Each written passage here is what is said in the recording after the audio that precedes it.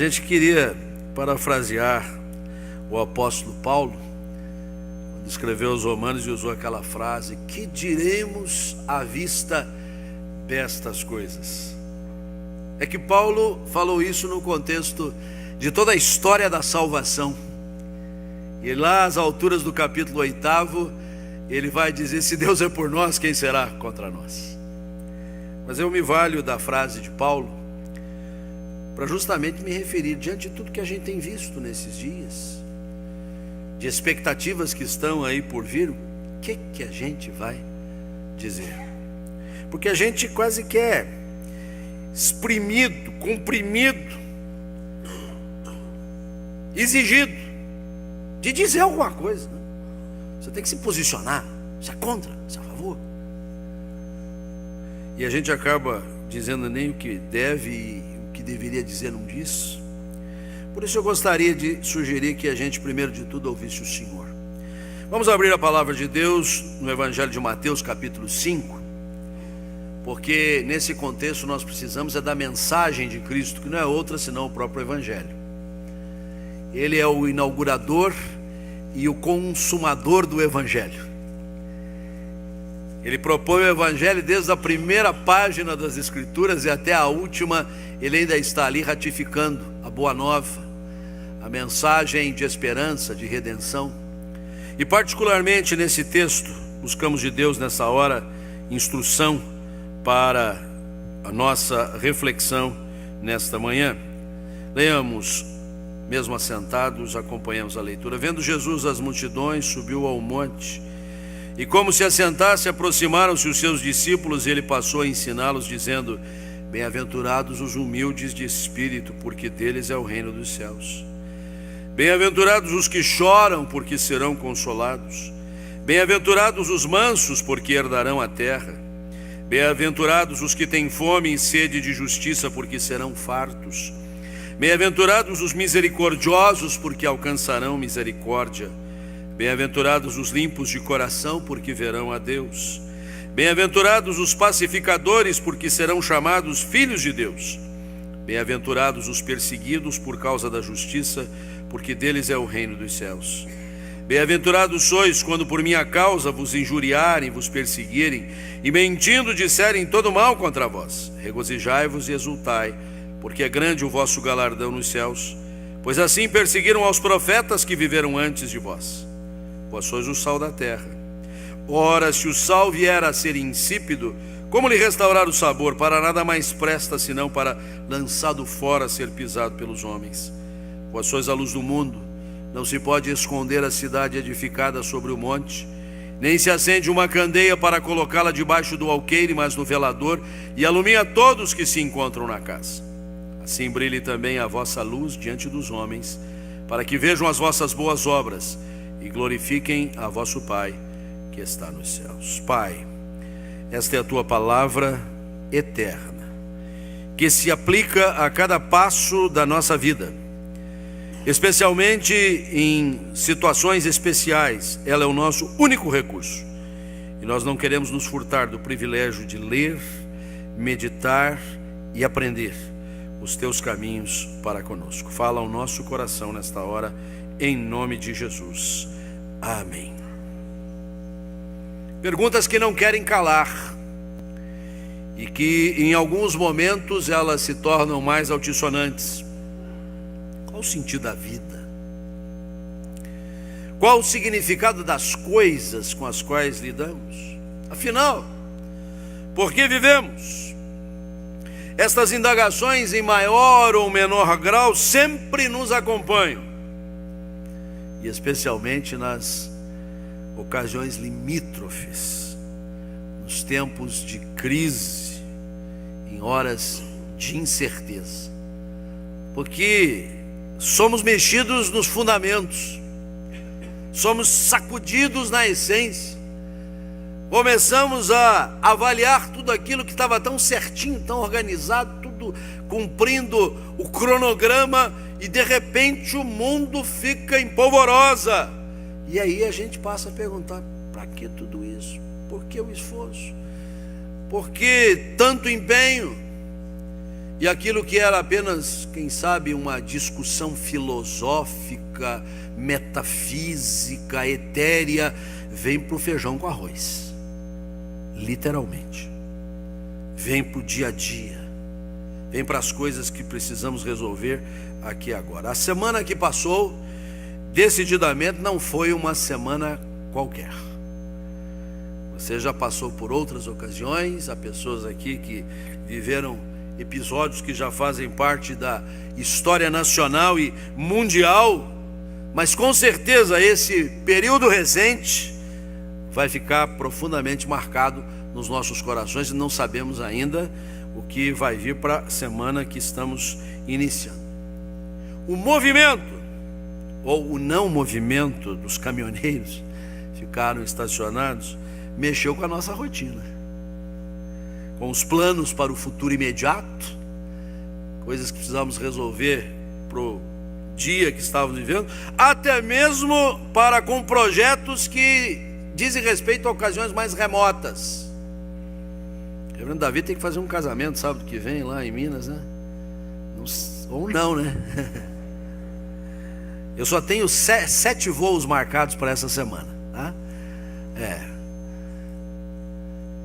Não sei se vou sair daqui. Então a gente mexeu-se, né, nas nossas estruturas. Também, esta realidade que envolve a agenda revelou preocupações, tendências e visões de vida que cercam a nossa existência. Quando eu me refiro a estas realidades, visão de vida, estilo de vida, nossas tendências, mega trends, a gente tem que trazer isso, quem sabe, para o mais básico. É de se perguntar: nossa vida se resume a um tanque cheio de gasolina? Que bem administrado pode durar 7 dias, 10 dias. E o fato deles ter se transferido dos tanques dos postos para os tanques dos nossos carros, nossa vida está resumida a isso. O desabastecimento dos produtos nas prateleiras dos mercados, dos supermercados, dos hipermercados, será resolvido com uma insana corrida ao mesmo lugar para pegar o que dá, e depois nós vamos comer o quê? O quanto podemos estocar em casa, que não venha a perecer, que não venha a sucumbir pelo decurso de prazo.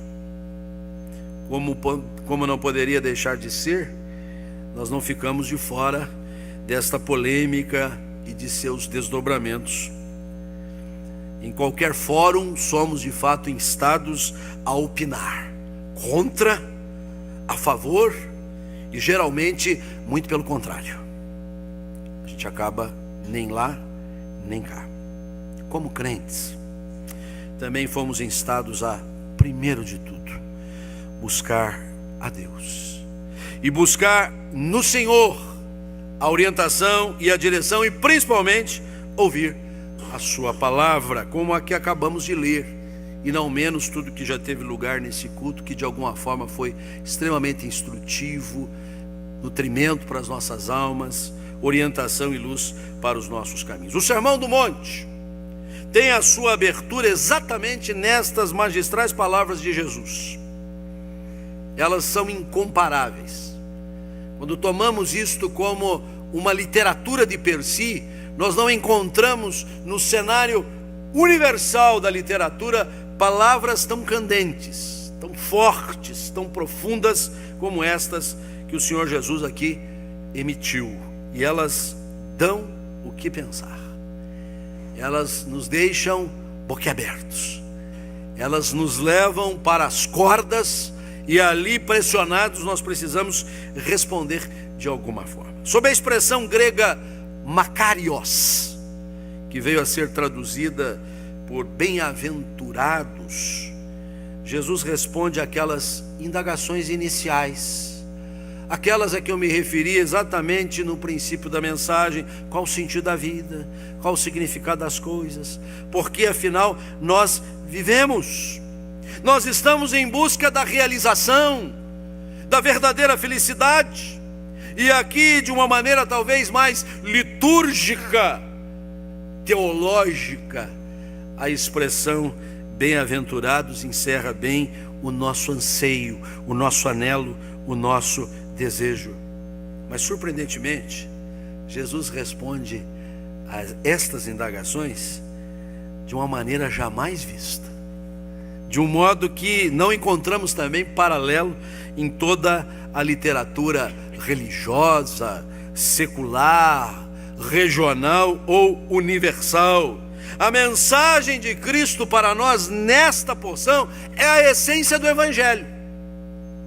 Este Evangelho que, como já dissemos, está lá desde a primeira página da Bíblia até a última, e que tem em Cristo o centro, o cerne, o fundamento, a base, a garantia de que Ele é a verdade, o é para cada um de nós. Eu quero então trazer lições preciosas acerca desta mensagem de Cristo, do seu Evangelho. A primeira delas é esta: o Evangelho é transformador da realidade.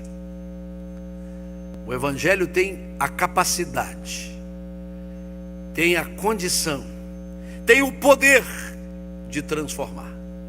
O Evangelho é o poder de Deus para a salvação daquele que crê, primeiro do judeu e também do grego, do gentio, ou seja, de todo ser humano. Mas o Evangelho não muda apenas o coração do homem, muda as instituições, muda as nações, muda os povos. O Evangelho tem a capacidade transformadora. E observe bem, como é que ele transforma a realidade? Nas palavras iniciais de Jesus, as chamadas bem-aventuranças, ele coloca na ordem do dia a pobreza, o choro, a perseguição, contrariando a voz do mundo, que coloca na pauta a riqueza, o riso, a adequação. Percebe isso? Jesus diz: bem-aventurados os pobres, bem-aventurados os que estão chorando, bem-aventurados os que estão sendo perseguidos. Não parece ser a tônica da mídia, não parece ser a ênfase do presente século, não nos parece com clareza que seja aquilo que o homem é instado a buscar. Jesus colocou a realização, o sentido, o significado nas coisas que exatamente nós estamos achando que são as que devemos evitar, devemos superar, devemos suplantar, porque o Evangelho é transformador da realidade. Ele não apenas colocou estes itens na pauta, mas ele colocou outros que nos deixam pensando. Quantos de nós cultivamos a mansidão, já que o versículo 5 diz: bem-aventurados os mansos, o equilíbrio, a prudência, o bom senso nesta semana, no que falamos, no que escrevemos, no que discutimos? Ou fomos tangidos também pela exacerbação, pelo histrionismo, pelo extremismo? São os tempos de crise que revelam os nossos valores. Aquilo que a gente diz de boca cheia, aquilo que a gente estampa como um dístico da nossa vida, é testado na hora em que falta o pãozinho quente na mesa, na hora em que a gente vai bater a chave para dar ignição e não pega, na hora em que a gente não sabe se vai poder retornar para onde se dirigiu, no momento em que a gente começa a ver o mundo em polvorosa. Mas Jesus não deixou de tocar no delicado tema da justiça. Eu estou aqui passando em revista as chamadas bem-aventuranças, porque ele disse no versículo 6: bem-aventurados os que têm fome e sede de justiça, e concluiu: eles serão fartos. E não poderia Jesus ter feito melhor do que fez, porque o colocou como artigo de necessidade básica, quando ele juntou a ideia da necessidade de justiça, de verdade, de retidão, de correção, como algo do que a gente tem que ter fome e sede. gente olha o copo d'água e diz: ai, que sede, preciso beber. A gente olha para o relógio e diz: está na hora do almoço, ai, que fome. Pois do mesmo jeito que a gente tem essas necessidades básicas, nós temos a necessidade, o império da justiça como algo básico. Mas certamente Jesus não propôs a necessidade de ser suprida a justiça sob o império e a custa da beligerância, da anarquia, mas da pacificação, que é própria dos filhos de Deus. Como ele diz no versículo 9: bem-aventurados os pacificadores, porque serão chamados filhos de Deus. E pacificador não é o passivo, é o que faz a paz. Fazer a paz dá trabalho. Fazer a guerra é fácil. É só deixar os nossos instintos da natureza pecaminosa dominarem o cenário. Fazer a paz exige respirar fundo, às vezes mais ouvir do que falar, pensar 1, 2, 3 vezes, esperar o momento certo de se pronunciar. Tudo está atrelado. Sim, o Evangelho é transformador da realidade. A realidade que pretende ser imposta sobre nós, de que nós vamos ser felizes, realizados, plenamente satisfeitos quando chegarmos a um PIB de não sei quanto, quando tivermos toda a solução do saneamento básico, da saúde, da educação, do salário mínimo o máximo possível, aí nós chegaremos ao céu. O Senhor Jesus vem inverter essa ordem e vem nos desafiar no meio das nossas limitações, das nossas finitudes, das nossas precariedades, e exigindo de nós que abracemos esta causa do Evangelho, que vai modificando o cenário. Tempos de crise são oportunos para a oração, e é isso que nós temos feito nesses dias com mais eficiência. Já fizemos nesse dia e conclamamos a que não percamos de vista esta oportunidade, mas também são oportunos para a solidariedade, a hora de nos ajudarmos uns aos outros, a hora de servirmos uns aos outros. Eu mesmo nessa semana já fui alvo desta solidariedade. Houve quem se dispusesse a dar carona para mim, e até mesmo combustível, se fosse necessário, para que eu não faltasse aos meus compromissos. Se alguém tiver aí querosene de aviação insuficiente, pode me avisar, que aí eu vou cumprir toda a minha agenda. Sabe o que é isso? Isso é misericórdia em ação, porque Jesus também incluiu entre as bem-aventuranças os misericordiosos, porque alcançarão misericórdia. Quem é sensível, solidário, está pronto para dizer: o que eu consegui pegar para você também. Está passando na escolinha da crise como alguém que assumiu o Evangelho de verdade. Mas se nós aprendemos nesta passagem que o Evangelho é transformador da realidade, vamos aprender também que o Evangelho é mobilizador da cristandade. E cristandade aqui, por favor, me entenda bem, não é sob um prisma institucional, já firmado na história. Nós estamos trazendo esta palavra no sentido mais específico do que o texto nos oferece. Cristandade entendida como o grupo dos discípulos, a comunidade dos fiéis, os que servem ao Senhor. Jesus não apenas descreve os valores do reino que são distintos dos valores do mundo. O mundo quer o riso, o mundo quer a adequação, o mundo quer a riqueza. Nós estamos preparados para a pobreza, para o choro, para sermos solidários. Mas Jesus não apenas descreve esses valores, ele insere os seus discípulos no projeto. Primeiro de tudo, observemos bem, Jesus os insere para passar para eles a instrução. Acho tremendo que os primeiros versículos antecedendo a própria descrição das bem-aventuranças, nós leiamos que Jesus subiu aquela colina, um monte, lá não existem montanhas muito altas, mas uma colina, e ele se assentou e aproximaram-se os seus discípulos. Nós aqui estamos próximos uns dos outros e estamos ouvindo a palavra do Senhor Jesus. Então estamos em igualdade de condições com os discípulos, e Ele passou a ensiná-los. Temos que ter coração de aprendiz, coração disposto a ouvir a voz do Senhor. Esses dias nós temos ouvido muitas vozes, vozes para lá e vozes para cá, vozes que dão razão para um lado, vozes que dão razão para o outro, vozes que apelam ao nosso sentimento para isso, apelam para o sentimento daquilo. Quanto nós temos ouvido a voz do Senhor, sua instrução, seu direcionamento?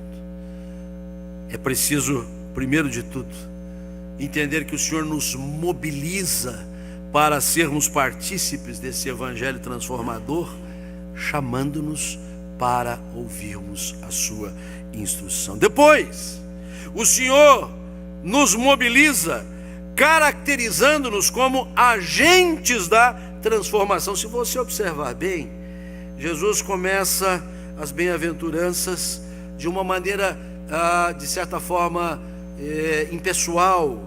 Ele diz: bem-aventurados os humildes, os que choram, os mansos, dando a impressão de: olha, estão lá, até que ele chega no versículo 11, e no 11 ele diz assim: bem-aventurados sois vós. Agora não é mais impessoal, agora é personalizado, agora é comigo, agora é com você, agora é com cada um de nós, com todos nós. Jesus nos mobiliza, inserindo-nos como agentes dessa transformação, e Ele torna isso mais patente quando Ele usa duas figuras, a primeira delas no versículo 13 e a segunda dos versículos 14 a 16, do sal e da luz, porque Ele diz: é preciso que vocês entendam que este mundo insonso, esse mundo que está putrefato, precisa de um sal para lhe dar sabor, um sal para lhe preservar os valores, e vocês são o sal da terra. Porque o que nós estamos vendo em redor, venha do governo, venha da população, venha desse segmento, venha daquele outro segmento, é apenas o resultado do pecado no mundo. E não foi possível estrutura institucional, governamental que desse conta disso. Mas o Senhor nos deu a redenção, nos deu a salvação, nos deu um novo viver, nos deu um novo testemunho, e nós agora somos instados a ser o sal da terra. E de outro lado, sermos a luz para dar referência a um mundo que tateia em trevas.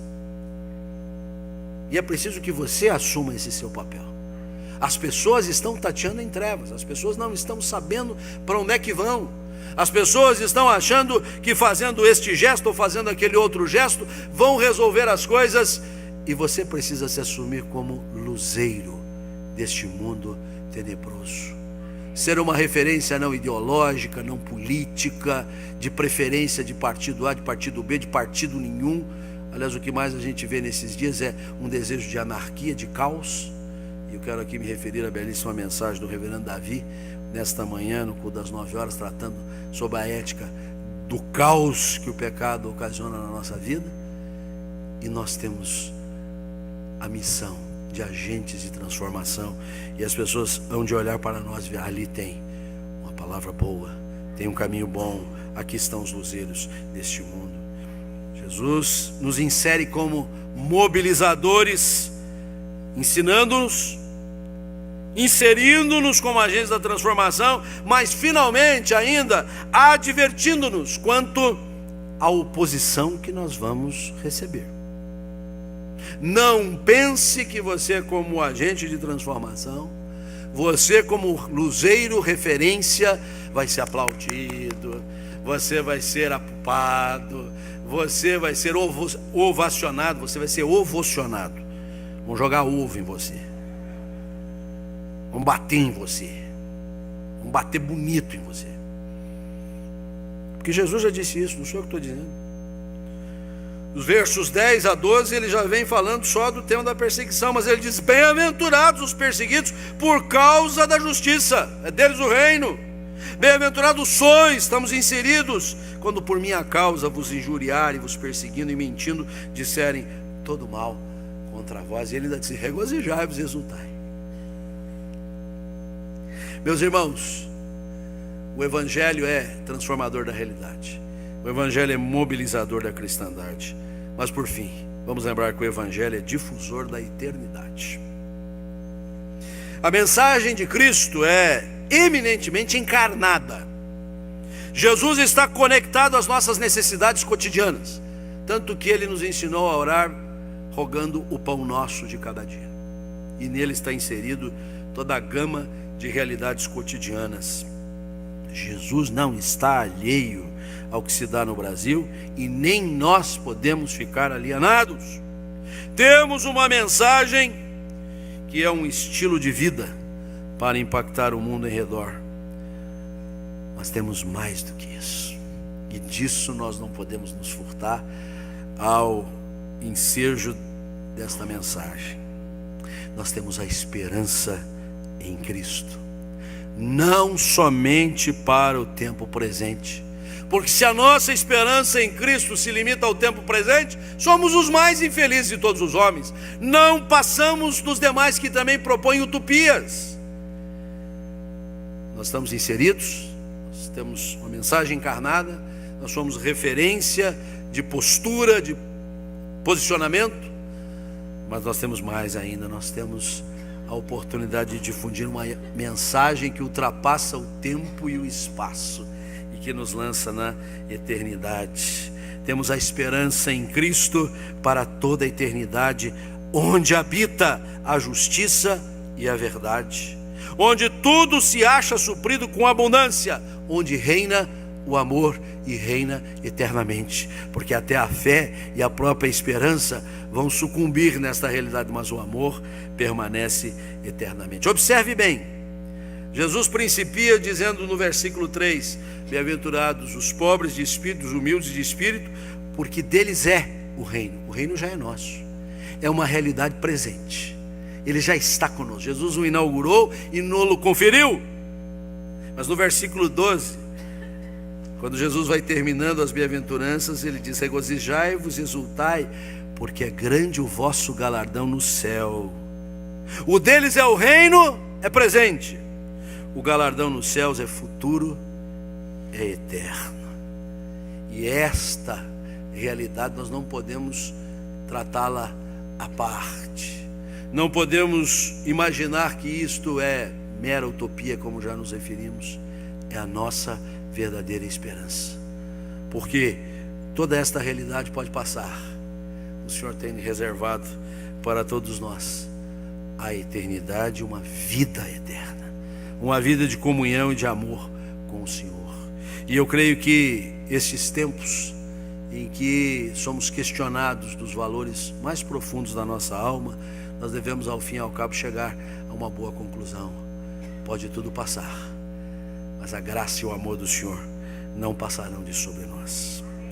Meus irmãos, que bom uma semana como esta, verdade, nos ajuda a refletir acerca dos nossos valores, de nosso caráter cristão, de nossa esperança em Deus. Mas tomara que os caminhões voltem a circular esta semana. Que Deus nos abençoe.